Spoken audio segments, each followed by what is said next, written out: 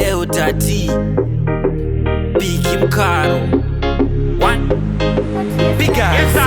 Pandino waimbira Vanojamba Biki Ngewe dupa gomba sando Tangu vanondipa Havarege kundipiga hanzi ndakashata ndakaipa ndini ndine skiri anojenga pese panopindwa ndinopinda pastage ndiri crazy ndinopenga nasi ndakuvaimbira nziyo ine chipawa nasi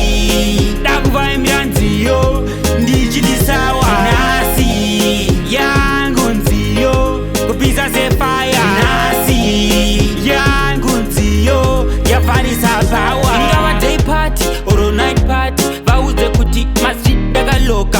godless nine badness saka musada kundibata heartless vunga timeless iye timeless anokuudza kuti ini ndiri fearless king Alfred your highness vatirova ngoma ugowana happiness nasi ndakuvaimbira nziyo ine chipawa nasi ndakuvaimbira nziyo ndichidisawa nasi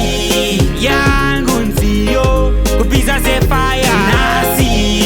yangu nziyo yafarisa power ndinoziva ntingori residenti asi nekuti ndiri legendi vakuda kutondiita presidenti wemapati kwete presidenti wemaprati ndasi ndakachaja sebatri ini ndakachenaona bachi ende futi ndine ziwachi nasi ndakuvaimbira nziyo ine chipawa nasi ndakuvaimbira nziyo ndichidisawa nasi yangu nziyo kupisa sefaya nasi yangu nziyo yafarisa power vamwe vacho vachaswera pano vamwe uchaona vatorara pano munhu wese achasvika pano vachaungana sepane musangano nasi ndakuvaimbira nziyo ine chipawa nasi ndakuvaimbira nziyo ndichidisawa nasi yangu nziyo kupisa sefaya nasi yangu nziyo yafarisa power